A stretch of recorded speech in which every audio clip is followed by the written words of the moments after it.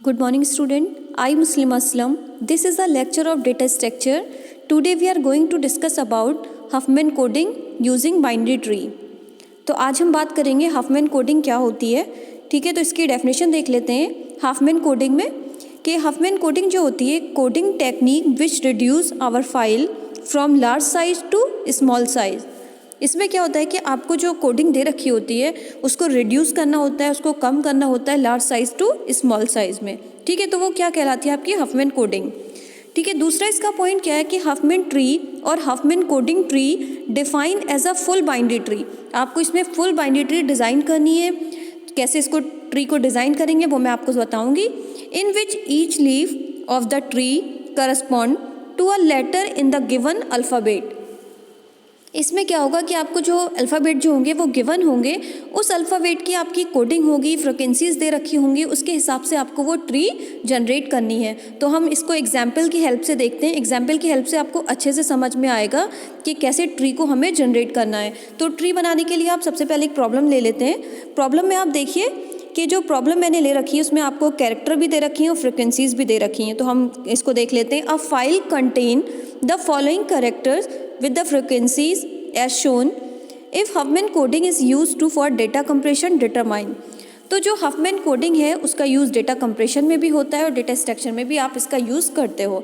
तो इसकी जो ये तीन चीज़ें इसमें होती हैं, Huffman code for each character, जो आपको कैरेक्टर दे रखा है उसका कोड आपको जनरेट करना है।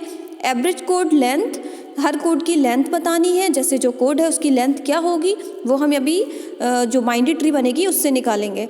ठीक है, थर्ड पॉइंट क्या है आपका, length of Huffman encoded message. जो आपकी कैरेक्टर है उसको कैसे बिट में आप इनकोड कर रहे हो। ठीक है, मतलब बिट में कैसे कोड दे रहे हो उस अल्फ़ाबेट को, तो वो चीज़ इसमें आप चेक करोगे। ठीक है, तो कैरेक्टर्स आपके दे रखे हैं और फ्रिक्वेंसीज दे रखी हैं। तो कैरेक्टर्स आपके पास क्या है, AEIOUST, कुछ भी हो सकते हैं, जो भी आपको कुछ भी दे सकता है वो। ठीक है, तो A की वैल्यू क्या है 10 है, E की वैल्यू 15 है, I की वैल्यू 12 है, O की वैल्यू 3 दे रखी है, U की 4 और S की 13, T की 1। तो हम सबसे पहले क्या करेंगे, इसको अरेंज ऑर्डर में कर लेंगे, यानी कि इसको 1 से स्टार्ट करेंगे, मिनिमम वैल्यू से लेना स्टार्ट करेंगे बढ़ते क्रम में। ठीक है, तो कैसे हम इसको ऑर्डर में करेंगे, इंक्रीजिंग ऑर्डर में। तो देखते हैं, हमने सोल्यूशन अब देखते हैं। सोल्यूशन क्या ले रहे हैं, first let us construct the Huffman tree. पहले हफमैन ट्री डिज़ाइन करनी है। Huffman tree is constructed in the following step. तो ये कंस्ट्रक्ट करनी है आपको इस स्टेप से। तो सबसे पहले स्टेप 1 में आपने क्या ले रखा है, मिनिमम वैल्यू, यानी कि इंक्रीजिंग ऑर्डर में लिखना है। तो आपकी ये कैरेक्टर हैं, सबसे कम वैल्यू किसकी है, टी की। तो टी को एक नोड बना लेंगे, टी नोड, यानी कि वो किस पे है, 1 नोड पे। तो आपने ऐसे ले लिया, टी नीचे लिख दिया 1 नोड। ऐसी जो ओ था वो आपका 3 नोड थी, ये आप देख सकते हो। ओ को 3 वैल्यू दे रखी है, फ्रिक्वेंसी 3 कैरेक्टर, ओ की जो ओ कैरेक्टर है उसकी फ्रिक्वेंसी क्या है 3। तो ठीक है, 3 और नीचे हमने ओ लिख दिया। और 4 किसकी वैल्यू दे रखी है, यू की। तो यू को हमने 4 दे दिया। ऐसी ए की वैल्यू 10 दे रखी है, आई की 12, एस की 13 और ई की 15। ये आपने इस तरीके से देख लिया कि टी की वैल्यू 1 है तो 1 नोड बना ली, ओ की वैल्यू आपकी 3 है तो 3 नोड बना ली, यू की 4 है तो 4 नोड, ए की 10 है तो 10 नोड, आई की 12 है तो 12 नोड, एस की 13 है तो 13 नोड, ई की 15 है तो 15 नोड। इस तरीके से आपने नोड जनरेट कर ली। अब आप क्या करोगे कि इन 2 नोड को ऐड करने, यानी कि ये 1 और ये 3 दोनों ऐड होंगे तो क्या हो जाएगा 4। तो हमने यही दिखाया है कि 1 + 3 किया 4, नीचे से बढ़ते जाते हैं। ठीक है, तो ये वैल्यू 4 आ गई। ठीक है, अगर ये 2 4 ऐड हो जाएंगे तो ये वैल्यू क्या आ जाएगी 8। कुछ इस तरीके से हम दिखाएंगे। ठीक है, तो देख लेते हैं कि कैसे हम वैल्यूज़ को रखते हैं। स्टेप 1 में आपने सबसे पहले एक काम किया कि 1 + 3 किया तो 4 ऐड हो गया, यहाँ आपको दिख रहा है जो मैंने आपको दिखाया अभी। ठीक है, अब हम क्या करेंगे, 4 + 8, जब 4 + 4 करेंगे तो 8 वैल्यू आ जाएगी यहाँ पे। तो ये स्टेप हमारी 3 कहलाएगी। ठीक है, हम दिखाते हैं स्टेप 3। स्टेप 3 में हमने वही काम किया जो मैं अभी स्टेप 2 में आपको बता रही थी कि 1 + 3 4 होता है, 4 + 4 8। ऐसे ये वैल्यूज जुड़ती रहेंगी। अब क्या होगा कि जो आपकी 8 वैल्यू है, 8 + 10 18 हो जाएगा। ठीक है, तो इसी तरीके से 8 + 10 आपका 18 हो गया, फिर 18 + 12 हो जाएगा। ऐसे वैल्यूज़ आपकी बढ़ती रहेंगी। तो ये आपका स्टेप 4 हो गया। स्टेप 5 में आपका क्या करा, कि आपने 18 लिया था, यानी कि 18 तक आपने यहाँ देख लिया 18। अभी तक तो आपका सही जा रहा था क्योंकि 18 सबसे बड़ी वैल्यू है, तो 18 का हमें बाइनरी ट्री पूरा देखना है इसमें, क्योंकि सबसे पहले आपका क्या हुआ था, आप ये देखिए, आपने 1 + 3 किया था यानी कि 4 वैल्यू आई थी, तो 4 क्या होगी, रूट नोड बड़ी होती है अपनी लेफ्ट चाइल्ड से, तो ठीक है यहाँ पे, और उसका ये राइट चाइल्ड, यानी कि इसमें आप बड़ी रूट नोड देख रहे हो, आप इस तरीके से रूट नोड को बड़ा देखना है। 4 + 4 8 वैल्यू हो गई, और 8 + 10 18 हो गई। अब 18 के बाद क्या आएगी, 12, तो 12 कहाँ जाएगी, 12 यहाँ जाएगी कहीं, ठीक है, उससे ही पूरा ऐड होके तब आपका ये ट्री जनरेट होगा। तो हम देखते हैं कुछ इस तरीके से, 18 ये थी, उसके बाद आपका 12 और 13 इन दोनों को ऐड कर दिया, 25 आया, फिर आप 25 को ऐड करोगे कुछ इस तरीके से, हमें ध्यान में रखना है छोटी बड़ी, क्योंकि 25 हमें सबसे ऊपर लेके जाना है, ठीक है। तो हमने 15 और 18 को ऐड कर दिया, जो रूट नोड होगी सबसे बड़ी वैल्यू होगी, 15 और 18 को ऐड किया तो हमारी वैल्यू क्या आ गई, 33। अब 33 सबसे ऊपर जाएगा तो 33 + 25 ऐड होगा, तो ये दोनों चीज़ें ऐड हो जाएंगी यहाँ पे। जैसे 18 वाला ट्री पूरा बन गया था, फिर हमें वैल्यू मिल रही थी 12 और 13 को करने से, यानी कि 18 से बड़ी वैल्यू मिल रही थी। हमें बड़ी वैल्यू देखना है, यानी कि 1 + 3 4 हुआ था, 4 + 4 8 वैल्यू हुई थी, 8 + 10 18 हो गई। अगर 18 से बड़ी मिल रही है, यानी कि 18 से छोटी मिली तब तो कोई बात नहीं, 18 से अगर बड़ी मिल रही है तो हम उन दोनों को, यानी कि 12 और 13 से 25 बना लिया, फिर इन दोनों का ट्री जोड़ दिया, इन दोनों का जोड़ा जब 15 और 18 का तो 33 मिला, फिर ये 33 और 25 ऐड होगा, ठीक है। तो इस तरीके से आपका ट्री जो जनरेट होगा वो कुछ इस तरीके से दिखेगा आपको, लास्ट में आपका 58 ऊपर आ जाएगा, 25 नीचे और 33 लास्ट में, ऐसे देखिए कुछ आपका ट्री जनरेट हो गया। तो जो रूट नोड थी वो आपकी बड़ी हो गई, 1 3 सब ऐसे इस तरीके से आपको ये वैल्यूज़ दिख रही हैं। मैक्सिमम हिपिफाई, जैसे मैंने कनकन ने बताया था कि मैक्सिमम हिपिफाई कैसे जनरेट करते हैं, उसी तरीके से आपकी वैल्यू यहाँ से निकल जाएगी।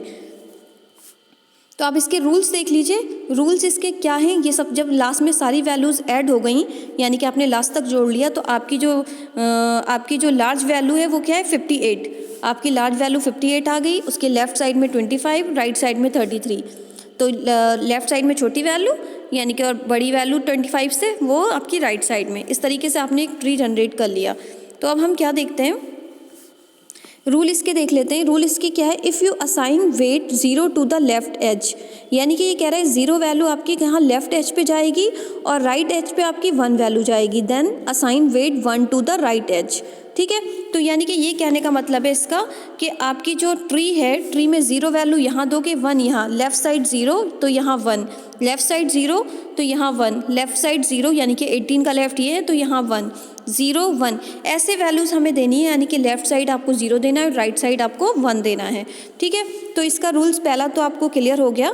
अब दूसरा देखते हैं, if you assign weight 1 to the left edge then assign weight 0 to the right edge, ठीक है। जब आप उसमें देख रहे हो, इफ़ यू असाइन वेट कर रहे हो तो उसके लेफ्ट और राइट में अगर उसमें 1 दे रहे हो तो कैसे, then assign to 0 right weight, any of the above 2 conversion may be followed, ये आप कर सकते हो, ऐसे चेंज भी कर सकते हो 0 1, ये आपको देखना होगा कि कैसे दे रहे हो, दोनों तरीके से आपके रूल्स कर सकते हैं। अगर आप उधर 1 दे रहे हो तो उधर 0 दोगे, ठीक है। Word follow the same conversion at the time of decoding that is adopted at the time of encoding, but हम अभी कोडिंग कर रहे हैं तो डिकोडिंग हम देखते नहीं है, इनकोडिंग पे हम अभी बात कर रहे हैं, यानी कि कोडिंग ही कर रहे हैं वैल्यूज़ को, ये तो उसके लिए होगा। अभी तो आपको खाली हफमैन कोडिंग बताई जा रही है कैसे वैल्यूज़ को पुट करते हैं, तो इनकोडिंग और डिकोडिंग के लिए तब बाद में उसका यूज़ करते हैं। आपके सिलेबस में सिर्फ अभी कोडिंग है, तो ये रूल्स आप इसके सिर्फ 2 देख सकते हो कि लेफ्ट साइड आप 0 दे रहे हो तो राइट साइड 1 दोगे, अगर राइट साइड आप 0 दे रहे हो तो लेफ्ट साइड आपको 1 देना होगा। तो हम देख लेते हैं कुछ इस तरीके से हमने जनरेट कर लिया, हमने लेफ्ट साइड 0 दे दी और राइट साइड 1 वैल्यू दे दी। After assign the weight to all the edges the modify Huffman tree is, तो आपने लेफ्ट साइड देखिए 0 जनरेट कर दिया, आपको इस तरीके से दिखता होगा, लेफ्ट साइड आपने 0 वैल्यू दे दी, right side 1, left side 0 right side 1, इस तरीके से आपने वैल्यूज़ दे दी, तो आपकी ये ट्री जनरेट हो गई। यानी कि जो ट्री थी उसमें बस आपने वैल्यूज़ पुट कर दी 0 1 0 1 0 1।